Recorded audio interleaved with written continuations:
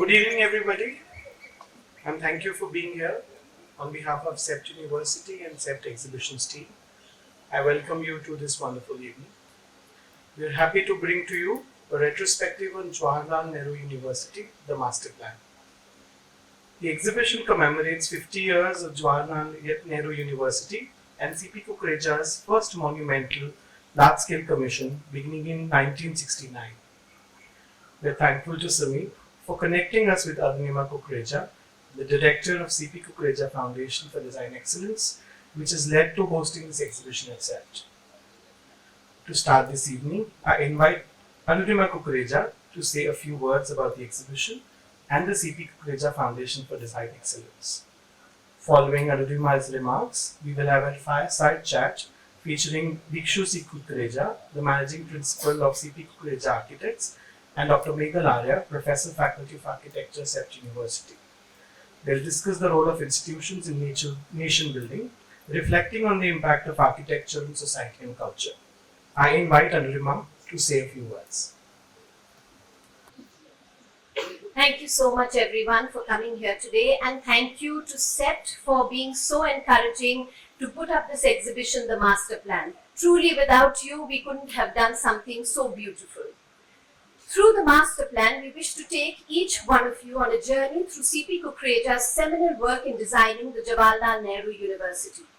The exhibition is designed to be self-guided and immersive, allowing one to experience firsthand CP Kukreja's innovative, environmentally responsive, and community-centric designs deeply rooted in traditional design principles. This retrospective reflects on not just his contributions to architecture, but also his telling of the story of India during a pivotal time of its reconstruction and development. As we look back on the profound impact of CP Kukreja's body of work, it is equally important to consider how we can extend his legacy into the future. The values and visions that guided the design of Jawaharlal Nehru University are timeless, predating the modern idea of sustainability, mindful of the focus on community-centric and innovative design.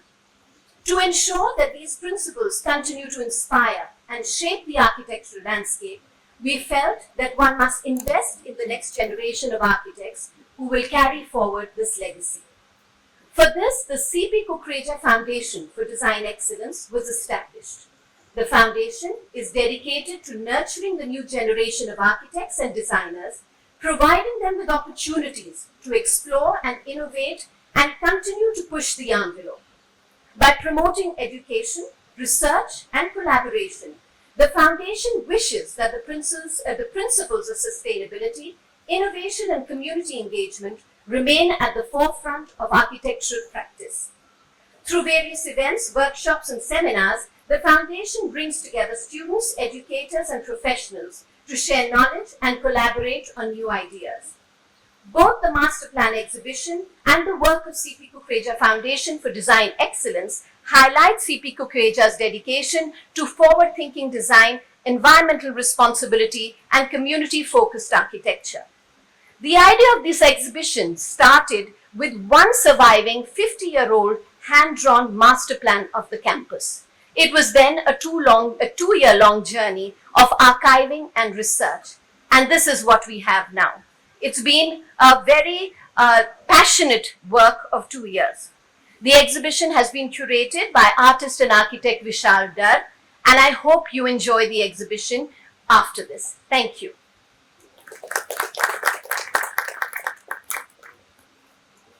Thank you so much, Arunima, for sharing your thoughts about the exhibition and also a little bit more about the Design Excellence Foundation. I would like to now welcome Dikshu Kukreja, Managing Principal of CP Kukreja Architects, and Meghal Arya, Professor, Faculty of Architecture at CEPT, to talk about institutions and the role they play in shaping nations. Meghal and Dikshu will talk about the institutions and role they play in shaping the nations. Please. Welcome, Dikshu. Thank on you. Our campus, and while I was just chatting with him, I have just found out that he also was admitted in the first year program in CEPT in 1987. So for him, it's a different journey of coming back to this campus. So So I'm sure you have many other ideas and the whole way the campus was at that time. Having said that, and this whole idea of what campuses and what educational institutions have been in this country, what is very fascinating about JNU is the time at which it is brought into existence and the whole idea of how educational institutions have been precursors to the idea of building nations and the whole idea of moving towards youth and empowering people. And I think in that sense, JNU kind of commemorates and embodies and embeds those ideas. In the beginning, if you can just share the initial journey of the making of JNU. Sure. And thank you very much, Meghal, and thank you all for being here. I did mention to her, I thought it's very important when I'm here at the CEPT campus and sitting amongst very, very intelligent, creative people, that they do give me also that sense of belonging. And let me prove that I'm as smart as you guys, because I also managed to get accepted to CEPT not too long ago. Of course, it's just a few decades. How many, even that I've forgotten. But I was here, and it's nostalgia for me to return here, because of course the B.V. Doshi Design Building was the one which was around at that time. And it's been such a distinct campus, but today it's actually awe-inspiring for me to see a campus of this kind, which I've only seen in pictures so far. What an inspiring campus it is for design education. So compliments to all of you, and of course the high quality of education that is here, compliments to the faculty, and of course the students who make it happen. So this is something I definitely wanted to share with you. Coming now to JNU, I will share with you actually, because I've had the privilege of growing up with Mr. CP Kukreja, and the year he won this competition is the year that I was actually born as well. I think in the early years, as I have seen, his passion, his humanist architecture is something which has really echoed and found resonance with people. But we need to all, when we walk through this exhibition, understand the man behind who created it. What was his scheme of things? What was his mindset? Now let's go back more than 50 years ago. In the 1960s is this young man who actually and if I go back another couple of decades, when he was only a 7 or 8 year old boy, and he was in the trust of partition when he was separated from his family. He belonged to what is now today Pakistan, and he moved to Delhi with his older brother. He was only a 7 or 8 year old young boy, separated from his parents, literally living the life of an orphan for a couple of years before, fortunately, later in life, he met up with his parents. So very simple means of life. He got accepted into architecture, but his thinking was always very different. So way back in the 60s, with a person who he didn't have any means. I mean, it was a very humble background that he came from. He decided, his professor was so impressed with him that he boarded a ship and he went to Australia to pursue urban planning from Melbourne University. And after that, he went to Canada to study at University of Manitoba for his master's in architecture. And after that, he landed up in the fourth continent in Europe to live and work in England. So this is in the 60s, when opportunities in India were few and far between. Very easily he could have settled in the West and made his career there. But he decided, he was hell-bent that he wanted to come back to this country and make a difference here. So when he came back in 1966. He had a small two-man practice doing some renovation works here and there, and came this big international competition for the design of Jawaharlal Nehru University. And lo and behold, this man won this competition, and it was a national news that a young man, a 32-year-old architect, was going to design what would be the nation's perhaps largest project at that time. So that's where it all began, and that's the thinking of that young man, and that's where the project then unfolds. If I go back to the making of the initial part of the university, and we know 68 architects had participated in it, and the decision to give this to a young person who had no, so these days also we have these expression of interests, and you have to have built so much if you want to participate. So that's the landscape change we have today. How do you see young people being able to actually, replicate that idea of a young person with no background, no nothing, still being able to build this kind of a practice? Do you think today we have those kind of opportunities? Meghal, that's an excellent question. Because that's really when Mr. Kukreja won this competition, like you said, young man of 32, there was a lot of hue and cry as well, a lot of concern about whether he would be able to deliver such a large project. So leading architects of the country were also concerned, how could this happen? And was it a right decision? Because it could have ramifications on the profession also.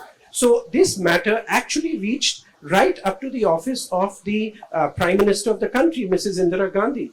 And when she got to know what was this controversy was all about, her simple remark was that, look, it's in the name of my father, and I know if my father was alive today, he would have said the project should and must be designed by a young man. So do not stop this if the decision has been taken by an international jury. Please go ahead with it and give him a chance. And if he fails in the very first phase, then of course, take the necessary steps. So that's the kind of encouragement, the atmosphere, the political or let's say leadership thinking which India was in back in those years. Today, you are right, these aspects of minimum qualifications, etc., become thresholds and entry barriers for young talent to really express their work and capabilities, which is why Mr. Kukreja in his career also always ventured out beyond his design practice. I don't know how many of you know, but one of the first architecture journals or magazines ever to come into India was back in 1984, Architecture Plus Design, A plus D, and that was started by Mr. Kukreja.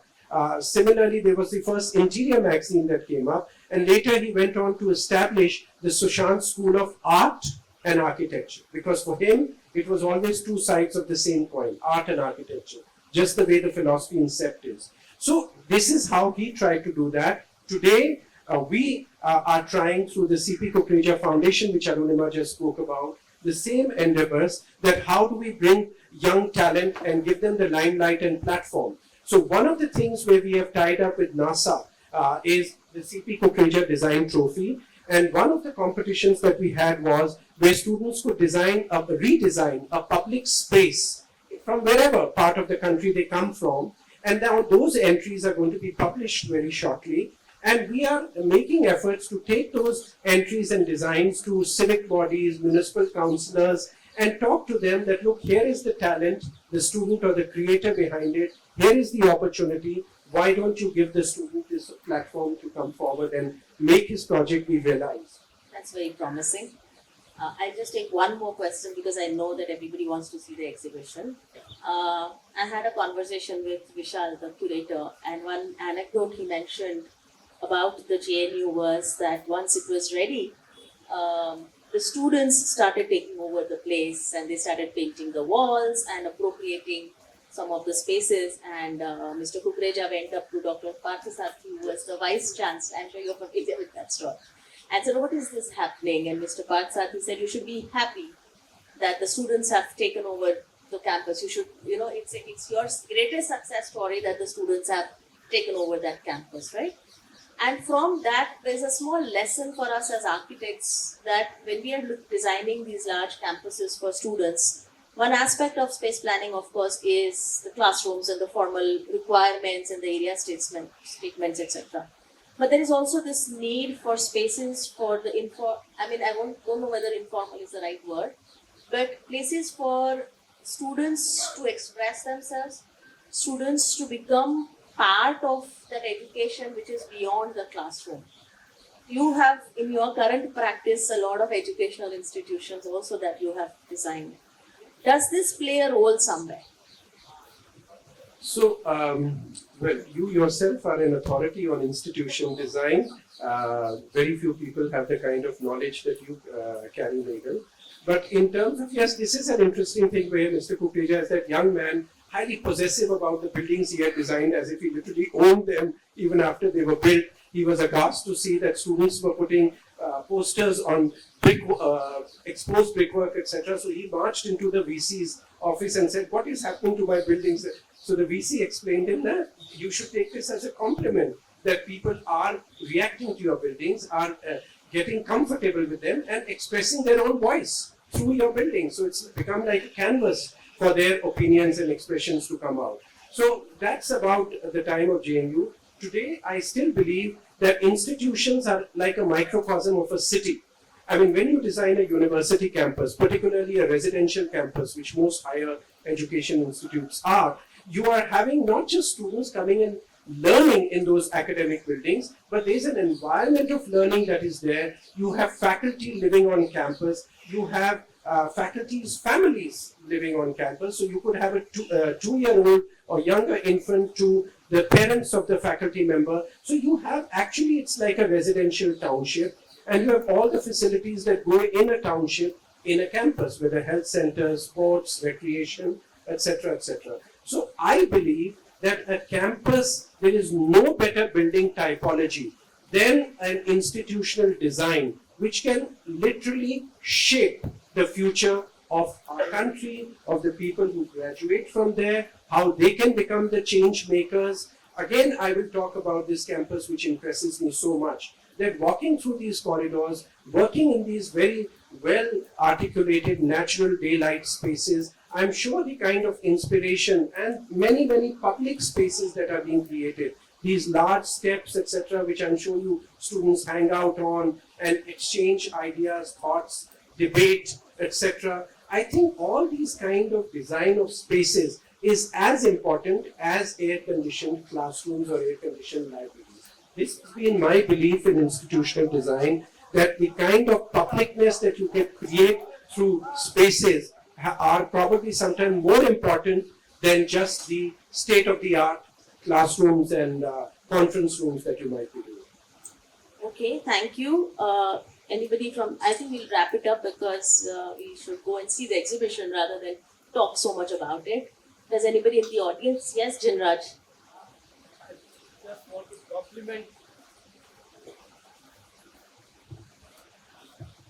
Hello, I want to congratulate CP Kukreja and the whole office, because at that time you said the big architects, when he won the competition, I was an intern with Professor B.V. Doshi, A.D. Raje, and we were one of the competitors of that competition. And CP Kukreja succeeded, so my congratulations. I was a very small boy at that time, but it was a wonderful experience. Thank you. Thank you very much. So I think we will wrap this. Now, since Jinraj has mentioned his personal relation to that competition, I can also share that my dad was one of the competitors also. And I don't have any master plan actually, so. But yeah, so thank you very much. I think it's a good conversation and I think we're very eager to get started to see that. Absolutely. Thank you very much. I hope you enjoy the exhibition. We would love to have your reactions and critical comments as well, because it is our endeavor to take these things and make them better as we go forward. So thank you very much.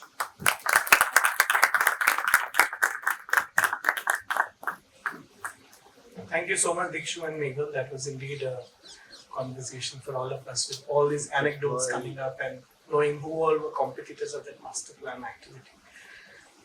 Let me do the final thank you. That's the most important task for us for an exhibition.